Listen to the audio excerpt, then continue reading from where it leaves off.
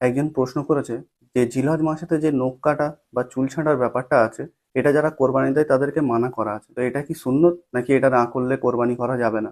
এই বিষয়ে যে হাদিসটা আছে, আল্লাহ রসুল সাল্লাহু আলী সাল্লাম বলেছেন, জিলহজ মাসের চাঁদ দেখার পরে যারা কোরবানি করার নিয়ত করো তারা যেন চুল না ছাঁটো, নখ না কাটো। তবে এটা ফরজ না। কেউ যদি চুল কেটে নেয় বা নখ কেটে নেয়, তার মানে এই না যে তার কোরবানি কবুল হবে না। না, এটা সম্পূর্ণ আলাদা জিনিস।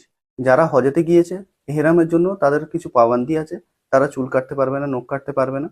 সেটাই আম মানুষ যারা হয়ে যেতে পারেনি, তারাও যেন সেই অনুভবটা নিতে পারে, সেই কারণে তাদের উপরে এই পাবান্দিগুলো দেওয়া হয়েছে।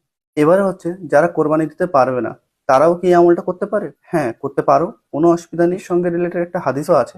আল্লাহ রসুল সাল্লাহু আলী সাল্লাম বলেছেন, কেউ যদি কোরবানি না দিতে পারে আর সে যদি এই আমলটা করে, মানে জিলহজ মাসের চাঁদ দেখার পরে চুল না ছাঁটে আর নখ না কাটে, তাহলে কোরবানির দিন যখন সে চুল ছাঁটবে আর নখ কাটবে, তাহলে তাকে একটা পুরো কোরবানির সোয়াব আল্লাহ সুবহানাহু ওয়া তাআলা দেবেন।